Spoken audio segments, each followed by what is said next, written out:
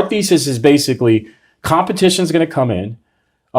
Competition is going to crush them because they're the Blackberry of the EV space. They're going to have to cut prices. Margins are going to get cut. And people are going to see this is just a car company. Having a Tesla car now is analogous to wearing a red MAGA hat. And the competition is coming and coming heavy. So yeah, sometimes we're not 100% accurate in our tweets. In this video, my favorite YouTuber and Christmas elf interviews my favorite Tesla bear method actor. Analyst. Gordon, the class clown Johnson, who absolutely believes everything he says about Tesla. Special shout out to Kevin. I look forward to taking a ride on your PP soon. Excellent interview. There's a link in the description to watch the full thing. I highly recommend it. Believe it or not, when he's not talking about Tesla, Gordon has many reasonable things to say. But in this video, we'll just be focusing on some of the key highlights or lowlights when it comes to Gordon and his thoughts, at least his alleged thoughts around Tesla. And just a quick caveat, the original Tesla discussion clocks in around 45 minutes. I'm not trying to cherry pick certain information and paint a particular narrative. Again, if you want to watch the full thing, I highly recommend it. But I just wanted to focus in on some of the things this guy's got to say about Tesla and whether or not they make any sense. And just a quick reminder, if you're not subscribed over on Twitter and also supporting the channel on Patreon, you're missing out on a lot of exclusive content. Check the links in the pinned comment. And I was going to initiate on the company with a buy. I swear, it was when it was $35. And 15 split ago. Yeah, 1 to 15 so it split would ago. have been 15. Yeah. And a couple of my clients were like, if you initiate on that stock with the buy, we're leaving. And it's not that I let that influence me, but it kind of influences. So I said, you know what, I'm just not going to touch it. Jesus. So, in case you missed it, Gordon just literally explained out loud in a recorded interview that back when Tesla was split adjusted about $2.33 per share, he was actually going to initiate a buy rating on Tesla stock. But some of his clients, not sure who, must be pretty influential and or bringing in a lot of bacon to his research firm. These are his words, not mine. Go rewind and just listen to what he said. Essentially, what Gordon has just said is some of these clients pushed back and said, if you do that, we're leaving. That's right. If you recommend people buy Tesla stock, we're leaving. Financially holding the guy hostage. And then he goes on to say, it's not like it influenced. Well, actually, yeah, maybe it did influence me. I can't believe he just said this out loud. I kind of can because I'll speculate later in this video. I think I know why Gordon says what he says. And it's not because he believes what he says. Again, this is according to the opinions of SMR Research, just my opinion, not a fact. Do your own research, allegedly. But wow, dude. Congratulations to Kevin for getting this on the record. So that's an interesting story. And it wasn't that I was extremely sold. I didn't even meet Elon. It was just, I was just like, this is a new product and people like new products. Anyway, so to answer your question, get back to your question, what would get me to buy Tesla? Look, I think the stock is worth $24.33. And I know that sounds crazy. Look, I think that's what the stock is worth. When it gets there, we'll reevaluate. But I think there's a lot of issues which we can get into. Are you using sort of the industry average multiples? No, we're using I actually think that the numbers we're using, so to answer that, we're using a 20-year DCF. Okay. Projecting out cash flows, discounting those cash flows back to the present. 8% or something? We're using, I think the discount rate we're using is around 8%, okay. yeah. Okay. But so, and what I'll say is the assumptions we have in our model to get to $24, I think are pretty aggressive. What kind of volumes are you thinking? I think we have them getting to like 10 million. Okay, so you actually have them getting to 10 mil. Right. But your DCF is still putting them at 24 today. Correct. That's scary. Now, I believe this provides a clue as to how serious and or not serious the research from GLJ Research, the large organization that happens to be. Again, just pure speculation, just my opinion. But what Gordon has essentially said here, sorry, I can't help myself, is that Tesla will become the world's largest automotive manufacturer by unit sales, give or take. Toyota and Volkswagen today in a good year will do about 10 million units sold, although that's never going to happen again. Clip it, count on it, keep me accountable. So Tesla will become the world's largest automotive manufacturer by volume. We already know today they make way more money, and 2, 3, 4 times more money than other automotive manufacturers per vehicle sold in terms of profit, which means a pretty insane rate of growth between now and then. We already know they're making significantly more profit than the world's largest automotive manufacturers. And 2, 3, 4 times per vehicle sold. It's pretty difficult to justify this valuation, at least logically. Or is it just me? Then again, I'm just some dumb guy on the internet who doesn't know how to use spreadsheets, so what would I know? Because it's just supply demand. If you have more cars, same amount of demand, you're going to have to cut your prices to move those units. And because Tesla's the first guy in there, they haven't really invested in R&D. Already completely off the rails here. According to Gordon, Tesla, with a first mover advantage, as in they were first, apparently hasn't really invested in R&D. Does this make any logical sense at all? If they were first, then they were the first to be investing in R&D, right? And notice his use of words. They haven't really invested in R&D. What does that even mean? What it means is I'm just trying to paint a bearish narrative and throw out some words there so people with an IQ of like maybe 85 or less will think, oh, that's a good point. Oh. It just doesn't make sense. You can say words in a certain sequence that don't make sense. And this is exactly what Gordon is doing here. We'll see this tactic over and over and over again. In my opinion, allegedly, essentially. Listen, I got to stop, but I just can't help myself. Having a Tesla car now is analogous to wearing a red MAGA hat. Now, in fairness, to a very, very small number of people who live in a bubble where literally every single person in their friend circle leans so far left, it's unbelievable. This is true. Some of these people even manage money for other people who all live in the same bubble. Therefore, Elon bad because Tesla equal MAGA hat. It's difficult to say this without being offensive, but I think the folks that actually genuinely believe this to be true, more widely, Tesla equal MAGA hat, are unaware that the bubble in which they live does not actually represent Earth. It represents the bubble in which they live. The same bubble in which people will deny an exodus from California despite data showing the population declining for the first time in history. These kind of people. The kind of people who, when you point out that there's human fecal matter in syringes left, right and center throughout parts of San Francisco, Los Angeles, shout out to the Mission District in SF, shout out to Skid Row in LA. They go, what are you talking about? That doesn't exist. I think what I'm trying to say is there are a small number of extremely deluded people who would agree with what Gordon just said. And to them, this is true. To them, they actually do see a Tesla driving around as a big MAGA hat. But these people are not only deranged and deluded, but they represent such a vanishingly small minority of consumers, they are entirely irrelevant. Although, they are quite loud. I'll give them that. And the competition is coming and coming heavy.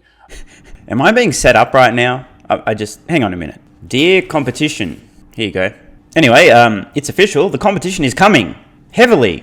All over itself. Not for Tesla. Allegedly. Essentially. We believe. The experts say.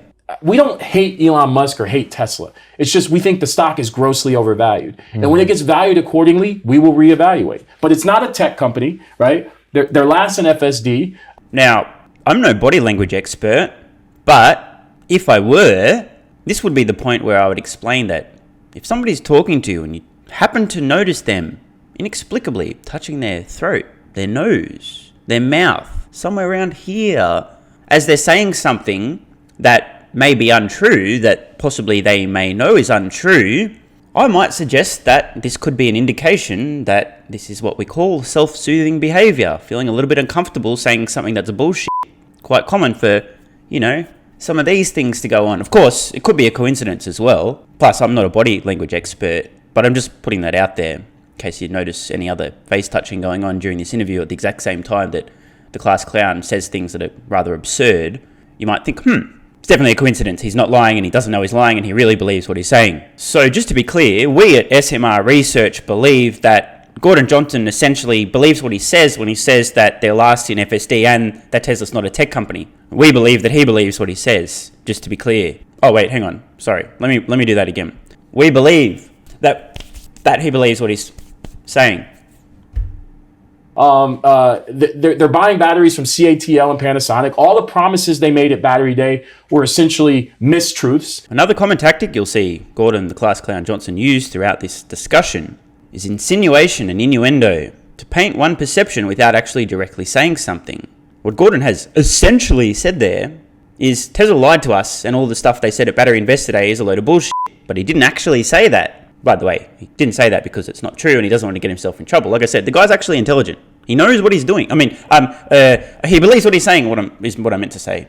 I forgot he believes what he's saying. So anyway, the point that I'm making here, the stuff that Tesla told us at Battery Investor Day was essentially mistruths. Now, there'll be no facts here or evidence or data to back this up because it's just an assertion, an innuendo. We now know that the battery has, the 4680 battery they made is actually worse from a technological standpoint than existing technology.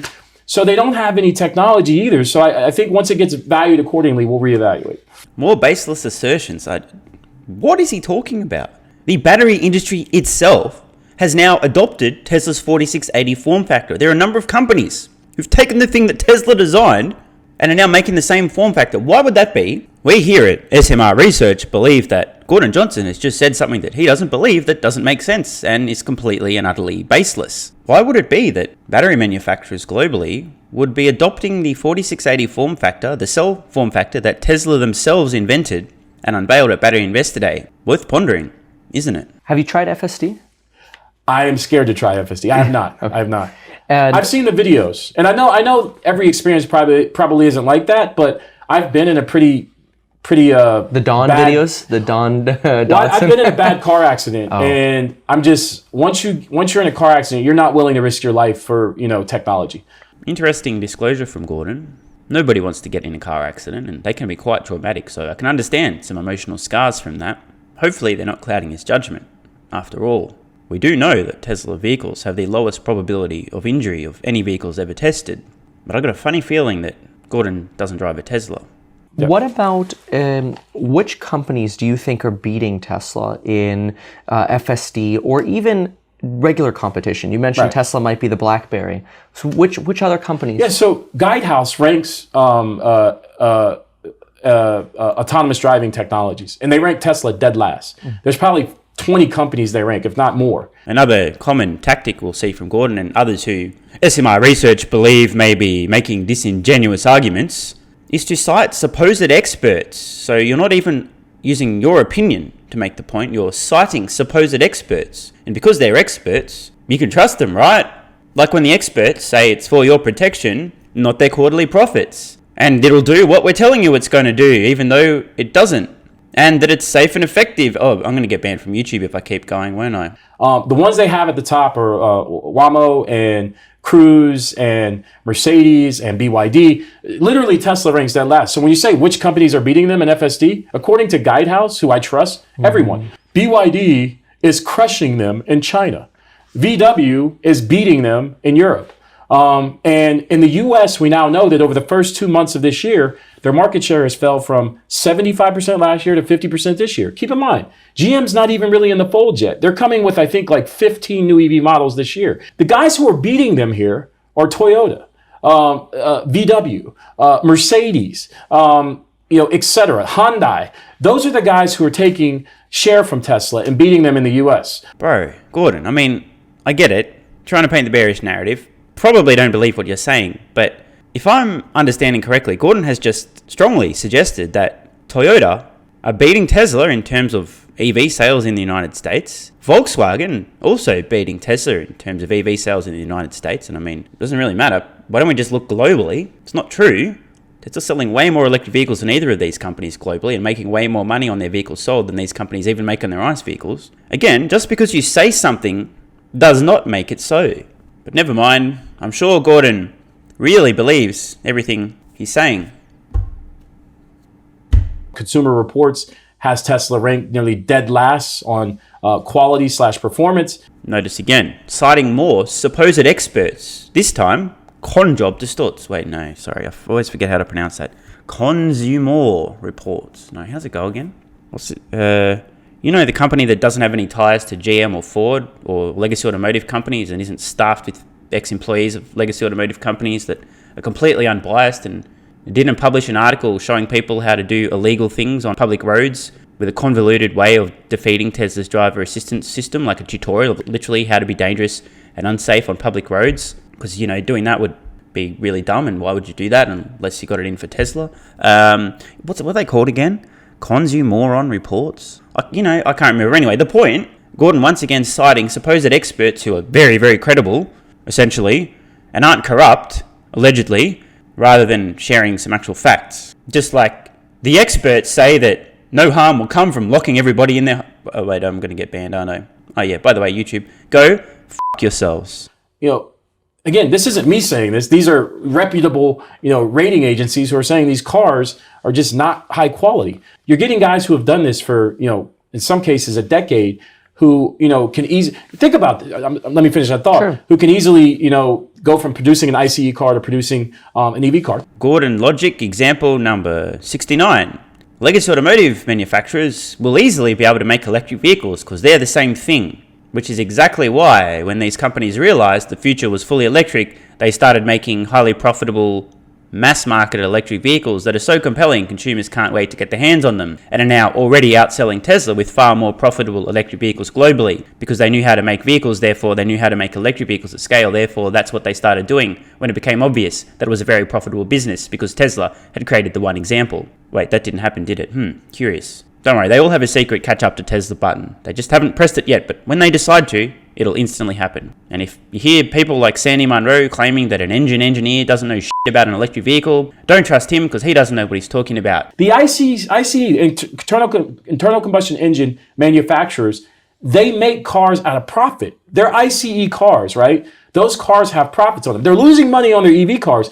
Was that supposed to be a bearish point about Tesla? Pointing out that their supposed competition who are coming heavy aren't making any money on these electric vehicles that apparently they should easily be able to make because of all the experience making ICE vehicles? Please, Gordon, tell us more. And I would argue that barring China, Tesla might be losing. I don't think the Fremont factory is profitable. I don't think this is my personal opinion, I don't think the Texas factory is profitable. I don't think Germany's profitable. I think the profit is in China. So the question I have, was that the personal opinion of Gordon Johnson or the personal opinion of the method actor playing a Tesla permit?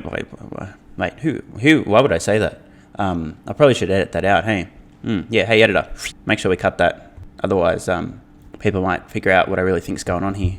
I'm not saying Tesla's doing this, but in China, you're able to hire slave labor. Everything's cheaper. So, the point is... Once again, say it without saying it. I'm not saying Tesla is doing this, but mention slave labor.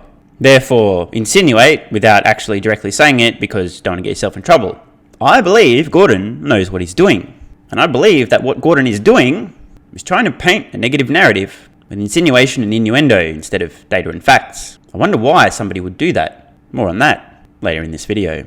Outside of all the, what I think is accounting shenanigans that is going on at Tesla, the reality is they need to generate cash. Another lesson in how to say it without saying it. We here at SMR Research believe that essentially what Gordon Johnson has implied there is Tesla commits accounting fraud. But you can't say those words because you'll get yourself in trouble, especially when they can't be substantiated. So instead of saying fraud, you can call them accounting shenanigans. Of course, that's just the expert opinion. Not my personal opinion. That's not my opinion. It's just what the experts are saying about what Gordon just said, allegedly, essentially.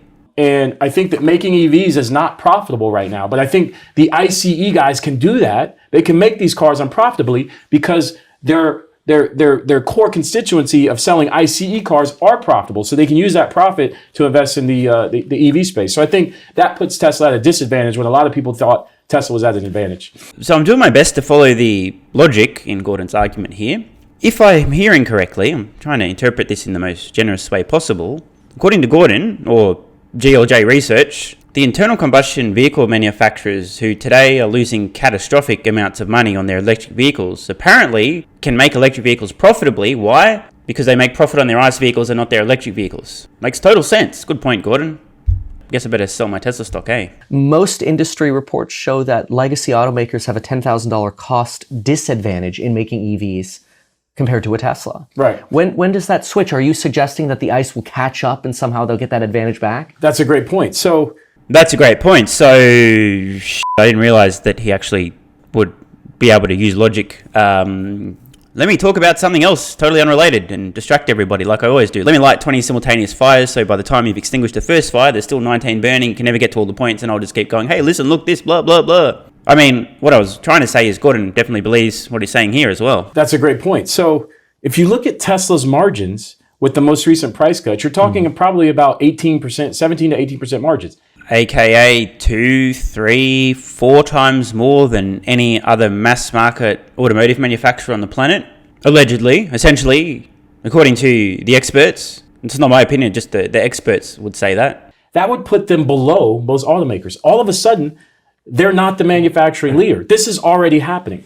And with respect to GM canceling that car, that's normal, right? So they're replacing that with another EV, right? You introduce new models. I think they're replacing it with another low-cost EV. So while a lot of Tesla fans and bulls come out and say, hey, look at this, they're replacing it with another EV. So I don't think it's them getting out of the business. They're just for context, this is Gordon rationalizing GM's recent announcement that they will no longer be producing their best-selling electric vehicle, the Bolt, after the end of this year.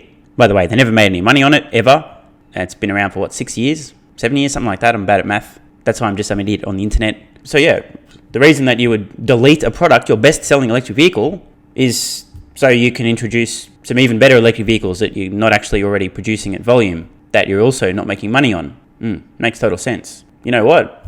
I'm thinking about deleting my YouTube channel so I can introduce an even better YouTube channel talking about something different in the future. That would be a really smart strategy, right?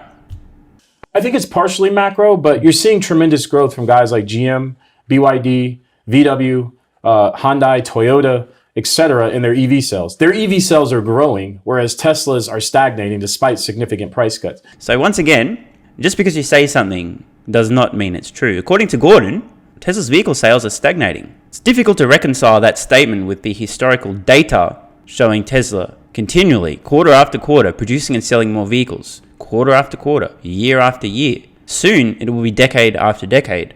And remember, Gordon is a relatively intelligent guy, yet he says things like this that make absolutely no sense. So the question is, why would he do that? Remember at the beginning of this video, Gordon disclosed something about him potentially initiating coverage, a buy rating on Tesla stock, and a few clients going, no, don't do that.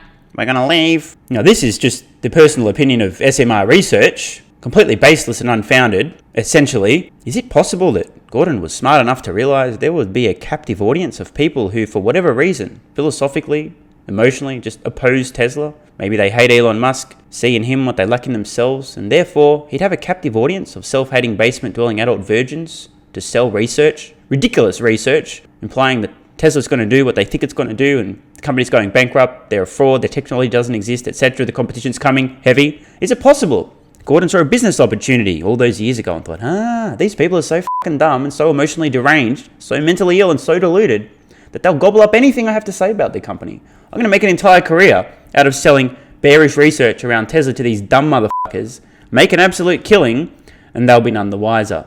No, I mean, of course, I don't actually believe this.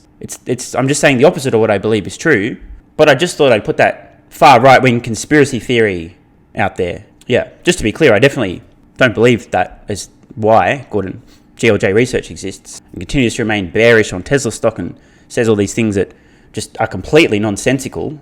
But I tell you what, it'd be a good business strategy. Someone ought to do it. My brother is manages a dealership in California. I don't know why this clip was included. That's got nothing to do with anything, does it? But just the serviceability has been extremely questionable. And some of their tactics, that we've seen, have been questionable. But another use of the say it without saying it tactic. Questionable. What does questionable mean? What questionable means is, I don't know, dishonest, deceptive, fraudulent, something along those lines, but say it without saying it. Questionable. You know what's questionable? Why somebody as smart as Gordon says the things he says about Tesla. That's what I find. I mean, that's what SMR Research finds questionable. That's not the bulk of our thesis. Our thesis is basically competition is going to come in. Competition is going to crush them because they're the Blackberry of the EV space. They're going to have to cut prices. Margins are going to get cut. And people are going to see this is just a car company. It's true. Tesla is just a car company, and they are the Blackberry of the vehicle market, not the Apple. Good point, Gordon. I believe that one as well. You really got me there. No. I think Tesla has horrible service. I mean, that's what, pretty much. How are you evaluating that? You don't own a Tesla. Right. I don't own a Tesla. Thousands of entries into some of these different online forums. A number of entries into Twitter that I've seen, and some of my friends who have owned Teslas who have had minor. Credit to Kevin there for a bit of pushback. Notice Gordon's almost thinking out loud, thinking, okay, how do I debunk this? He's like, yeah, I don't own a Tesla. Some posts on the internet from people. That's the evidence I have to substantiate my claims. And I think, of course, SMR Research thinks, because I'm not sharing my opinions, SMR Research thinks that when Gordon said some of my friends own Teslas and had minor, and then he's realized possibly that maybe he was going to say minor issues, and minor issues don't really paint the bearish thesis. So I think Gordon's about to change the subject. That I've seen, and some of my friends who have owned Teslas who have had minor One of my friends, he's a cultist. He loves Elon Musk. He owns a Tesla. He's in Florida. Just an observation. Throughout this interview, by the way, highly recommend watching the original source to see this play out over and over and over again. Whenever Kevin pushes back or Gordon paints himself into an intellectually inconsistent corner, he appears to immediately and very rapidly change the subject over and over and over again. That appeared to be one such instance. Allegedly, essentially, according to the expert rankings, which has Gordon's intellectual honesty dead last. I'm not saying that I know everything on what's going on with service, but I think in general, if you go to Google and you type Tesla service, I think the stories you'll see will be quite bad. So a couple of things I'd like to mention. First of all, anecdotes can be useful, but it's probably unwise to be solely reliant upon anecdotes. More important than that, however, let's just think about this. The psychology of human beings. If you have an excellent service experience, or just a good service experience, doesn't matter who the company is, get some good service. How likely are you to get on Twitter or a forum or wherever the fuck else and loudly and proudly explain, I just had a really good service experience, or my service experience met my expectations? I mean, you might, but if you have a bad experience, even if those bad experiences are extremely uncommon, are you more likely, if you've had a bad experience, to mention this publicly on the interwebs? Call me crazy, but SMR research suggests that possibly, if you've had a negative experience, you're much more likely to talk about it on the interwebs. Now, if that's true, then searching for anecdotes about people's experiences on the interwebs may paint a distorted picture. Just like, for example, citing daily deaths due to certain things may paint a distorted picture if you're not also citing all the deaths from other things. I'm going to get myself banned real fucking soon, aren't I? Moving on. I can't say exactly what it is, but something is causing demand for Tesla cars to decline significantly. Is it possible that you're comparing Q1 to Q4, where generally in Q4 you have this rush of demand, and in Q1 you have the seasonal decline in demand? Is that possible? No, because if you look at what happened with, again, BYD, VW, Toyota, Hyundai, etc., NIO, Li Auto, I can go on and on. They all saw tremendous growth Q4. Not all, but most of them saw tremendous growth Q4 to Q1 without the price cuts, right? I challenge somebody watching, if you've got a little bit of time, go cite the alleged data that Gordon just referred to. All of those companies, look at their Q4 versus their Q1 2023 sales and production growth and or declines. Pick your market. Let's see if what Gordon said was honest. Now, more credit where it's due for Kevin here. He's being very tactful in his pushback. The last thing you want is to come back too heavy and hard, because Gordon will realize that he's talking to somebody with half a brain who realizes he's allegedly may potentially be saying things that are not entirely accurate, essentially. Allegedly, in our opinion, we at SMR Research, who are just relying upon the expert opinions that Gordon may not be entirely honest and completely forthcoming.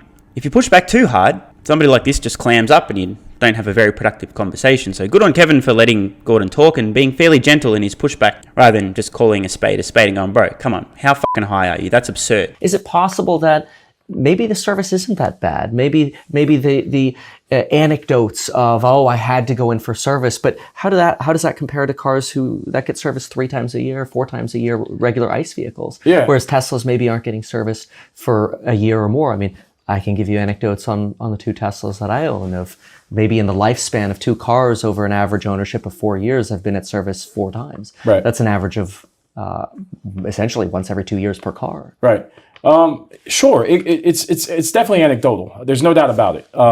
So spoiler alert, this is once again the part where, having received just some general pushback and said pushback highlighting the intellectual dishonesty and or alleged essential absurdity of Gordon's comments, Gordon ums, ahs, stutters, stammers, and then changes the subject, allegedly, in SMR Research's opinion. Again, go watch the original if you want to see this stuff play out over and over and over. Okay. The core of our thesis is competition is going to crush Tesla. I see. And I believe that the data firmly shows that the competition is crushing them. The data continues to suggest that things are very bad for Tesla. Again, same tactic. The data, of course, we're not actually seeing the data that supposedly substantiates these ridiculous claims, because there is none. But if you say the data suggests, you know what, kind of reminds you of something. I am the science. If you question me, you're questioning the science. Oh God, I'm really asking for it, aren't I? The Guidehouse Insights chart that you refer to, I brought it up, and they throw Tesla basically in the bottom. Right. And everybody else, Baidu, Zoox, Mobileye, Aurora, Motional, Cruise, NVIDIA, Waymo. Those are the leaders. Right. Now, their evaluation criteria, let me ask you what you think about this. They evaluate these based on the following. Vision, that makes sense. But what about this? Go-to-market strategy, partners, production strategy, sales, marketing, and distribution, commercial readiness. Those items in this evaluation have a similar weight to actually technology of the full self-driving. And all of the items here for a beta product are very easy to anchor down. Is it possible there's a massive amount of bias in these insights? And Gordon appeared to be very comfortable there, as Kevin was pointing out, the absurdity of the supposed criteria behind this idiotic upside-down leaderboard in terms of autonomy. I mean, allegedly. I mean, the data appeared to show that Gordon was essentially looking a little bit uncomfortable with these reasonable questions, suggesting that maybe, aka definitely, this autonomy leaderboard is arse backwards, has absurd criteria, and is extremely biased in an anti-Tesla direction, essentially, according to SMR research, not me personally. would you consider risking your life and trying out FSD, confronting Gordon Johnson, Right. and trying FSD to actually compare No, the I technology? would never try FSD. And again, I've been in a very bad car accident. Okay. I've actually been in two. So given what I've seen, what I've seen FSD do by Tesla fanboys, right? I would never risk my life. No, I would not. With respect to them being biased, look, it's, if they had Tesla ranked number one, I'm sure you wouldn't say they're biased. Look, he removed a number of sensors. Jaded. Okay, he removed a number of sensors. He removed radar, right, to save costs. When I see a Tesla car on the road, I keep my distance because, again, when you've been in an accident, a car accident, you don't take any risks. So this idea that Tesla is safer has been thoroughly debunked. I'm sorry. Once again, just your regular reminder that just because you say a thing does not mean it's true. To be honest with you, I haven't looked into the most recent data. Okay.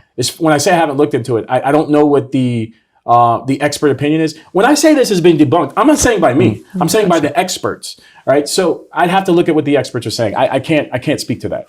Credit where it's due, he is being honest by admitting he can't actually substantiate his claims. He's just reliant upon supposed experts who've supposedly, allegedly, essentially debunked. I'll say this: I do not trust anything. I shouldn't say that, but I'm highly distrustful of anything that comes out of Tesla. It sounds like you don't like Elon. It's not about not liking Elon. It's just about being a Some of the historian. practices, maybe. No, it's just about being a human being, right? If somebody tells you for 5 years in a row that 2 + 2 is 5, right? And then you come to me and say, hey, you want this guy to do your math problems for you? I'm going to be like, no, I don't want that guy to do my math problems, right? There have been a lot of mistruths that this guy has said. Did Gordon just transition into the third person and begin describing himself? Is it possible they can fix these in your mind? No, because to get to level 5 autonomy, you need LiDAR and radar, and Tesla does not have those. Who says that? Well, any experts you speak to in the space. We've spoken to, I don't want to say their names, but we have a number of, autonomous driving technology experts we speak to. Conveniently doesn't want to mention their names. By the way, I hate to have to do this again, but there are literally hundreds of millions of examples today of a dual camera, single neural network system capable of relatively safely driving vehicles. They're called human beings. We know 2 cameras and a neural network are enough, in theory, to safely, semi-safely drive a vehicle.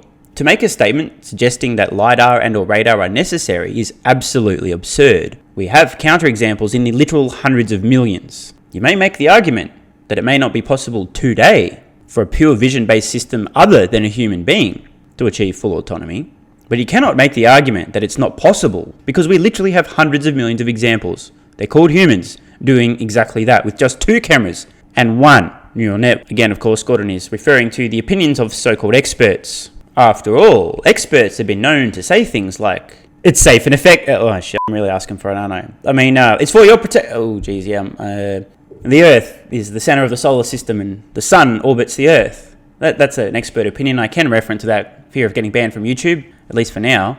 So yeah, the moral of the story here is never outsource your thinking to supposed experts. It's never a wise idea. I think Tesla will never let me be very clear. This is our opinion. I think Tesla will never, with its current technology, get to level 5 ADAS. It's impossible in our view.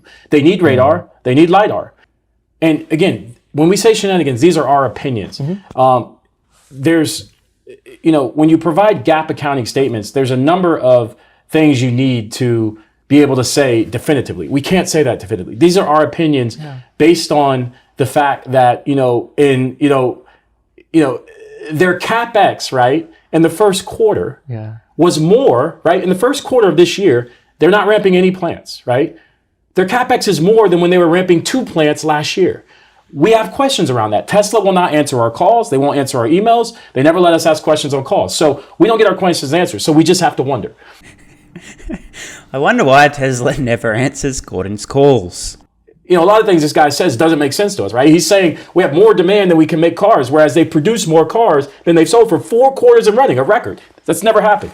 Another of these truly absurd, utterly illogical, just nonsensical comments from Gordon. What he's suggesting here is because Tesla produced more vehicles in a quarter than they sold in that quarter. By the way, the reason is because it takes time to get a vehicle from the factory to a customer. It takes time. There's a gap. While those vehicles are in transit, they're counted as produced but not delivered. Because this continues to occur, because Tesla's increasing their production and it takes time to deliver vehicles, Gordon is attempting to paint this in a very dishonest way to suggest that Tesla can't sell the vehicles they're producing every quarter. But Gordon, if their deliveries keep increasing quarter after quarter in line with their production, we have to consider the vehicles that were in transit, say in Q3, got delivered in Q4. And the ones that were in transit in Q4, many of them got delivered in Q1. This is just a very, very dishonest statement. What Gordon's suggesting is that Tesla's just piling up inventory because they can't sell their vehicles quarter after quarter. This is not the case. It just so happens they're growing their production rapidly, so every quarter they're producing more vehicles, and every quarter there's some vehicles in transit. God damn it, dude. If this quote-unquote dojo computer or this, the ARK Invest thesis that they're collecting millions of miles of data, which I think is completely farce. It's a complete farce. I don't think their cars are learning. Again, if you talk to the experts, this has been disproven as well. Once again, if you talk to the experts, this has been disproven. The fuck is he talking about, bro? He just implied that Tesla's vehicles aren't collecting data. I think literally every single Tesla owner on the planet who can see how much data is being transferred from their Tesla back to... Oh, man. It's hard to take this guy seriously, which is why I don't. Which is why I suggest that I think that there's reasons why he says what he says, and it's not because he believes what he's saying. Captive audience. But the reality is the competition has passed them. Everyone, according to Guidehouse. There he goes again. Makes an obviously ridiculous statement, but then cites experts. The experts have said this, not me. Because if I said that, you'd be asking, hey, Gordon, that doesn't make sense. Can you substantiate this claim? Instead, Gordon just defers to the experts. You tweeted that when people find out in 10 years the battery is dead, by the way, with your, emoji here, that in 10 years when the battery is dead, the replacement cost is $30,000 to $50,000. Right. Where did you get that number from? That was wrong. I think the replacement cost is around $10,000 to $15,000. Okay. So yeah, sometimes we're not 100% accurate in our tweets, but. Okay. Well, I think that is the perfect place to wrap this one up. Again, if you've got time, watch the original. It is hilarious. And I'd love to know, why do you guys and girls think Gordon says what he says? Do you genuinely think he actually believes what he's saying? Any other explanations? Is it possible he's realized there's a massive market opportunity selling bearish research on Tesla to deluded, anti-Tesla, self-hating, basement-dwelling adult virgins who have it in for Elon Musk and project their self-hatred outward, and no matter what he says, as long as it kind of makes a tiny, tiny bit of logical sense until you think about it, they'll gobble it up, deep-throat it, and won't question anything. Of course, I definitely don't believe that's the case. I just was hypothetically asking for some possible explanations for why Gordon says what he says. Obviously, I just believe that he believes exactly what he's saying all the time. And just finally, a little bit of advice for Gordon, maybe just to help him sharpen up his arguments just that little bit more, make them a little bit less ridiculous and a little bit more intellectually rigorous. Might be able to persuade even more DMFs to buy your research that way. You got to check out Athletic Greens AG1, which I've personally been taking now for more than 2 years, and I absolutely swear by it. If you hate your life, you eat like trash, you don't exercise, you don't give a shit, you don't get enough sleep, you got bigger fish to fry, don't bother. If, on the other hand, you do value feeling and performing your best, and you're not taking Athletic Greens AG1, I think you're missing a trick. Hence, I'm doing my best to try and have a positive impact. I'm always looking for ways to feel and perform my best, and AG1, no doubt, is the best bang for buck. It's not the only thing I do, but in terms of the return on investment, there's nothing that comes close. It's packed full of 75 high-quality vitamins, minerals, and whole food source nutrients, plus digestive enzymes, prebiotics, probiotics, and adaptogens to help you deal with stress. Plus, if you head to athleticgreens.com/SMR or click the link in the pinned comment, you get yourself a 1-year free supply of vitamin D3 and K2 plus 5 travel packs. Try it for a month, and if you don't get the results you're looking for, just get your money back. After all, that's why the money back guarantee exists. What do you got to lose? You don't have to take my word for it. Check out these recent testimonials from viewers of the channel. After nearly 1 month on AG1, I'm less sleepy, have more power until late evening, more attention without being edgy. It's life-changing, positive. This particular viewer is suggesting they feel like they're in their 20s. They're currently 38 years old. I've had a similar experience myself. No kidding, I feel like I'm 20 years old again. And I'm almost the same age as this viewer. After 4 months of using AG1, I have only one problem. I want more. I like bigger scoops and would run low before the next pouch would show up. So today I made a double order. Love your content, thank you. You're welcome. Yet another newly discovered benefit of AG1 is my golf game. Finally got out here on a golf course, don't want to reveal too much personal information. Golf is primarily a test of mental strength and positive thinking and focus. AG1 seemed to have amplified all of these, as well as my body feeling loose, less sore, and less aches in the joints after play. Amazing. A lot of people sharing similar results. It's almost as if you give your body everything it needs to feel and perform its best, which includes recovering from exercise and physical exertion. You get results like these. Been using AG1 for 2 months now. I'm 22 years old. I've certainly gained a substantial boost in energy that helps me get more done throughout the day. Before AG1, I used to work 4 hours in the morning and 2 hours in the afternoon before noticing a substantial drop in performance. Now I'm able to squeeze out 8 to 10 hours a day of high performance work. So in short, AG1 made me 40% better. Decided to buy AG1 a few months back. I have more instances where I just feel generally happy, positive, for no reason. Many other viewers have similar experiences, by the way. Again, if you're giving your body what it needs for optimal performance, it can have a very positive effect on your mood. I don't have anxiety or depression, but I usually get these random spurts of joy on particularly good days, or when things in life just feel right. I was surprised AG1 has made this happen more often. I also had an instance where an AG1 pouch was punctured during shipment. Contacted support chat, and within 5 minutes they said they would send a replacement. No questions, no hassles. The replacement arrived within 4 days. After 3.5 weeks or so on AG1, it accomplished what I hoped it would by getting rid of a very nasty head and sinus cold, and yes, seemed to give me more energy and a little brighter outlook on life. And finally, AG1 Day 60 update. It makes me feel slightly better 100% of the time. Well said. So what are you waiting for? Head to athleticgreens.com/SMR or click the link in the pinned comment. Start your daily health habit now. Try it for a month, see how you feel. What's the worst that could happen? You only feel slightly better 100% of the time. And now if you'll excuse me, time to use some of that extra energy that I'm personally experiencing from AG1 to create some more exclusive content for both my Twitter subscribers and my Patreon supporters. If you're not on both, you really are missing out. Check the links in the pinned comment. I'll see you over on Twitter and Patreon. Love ya.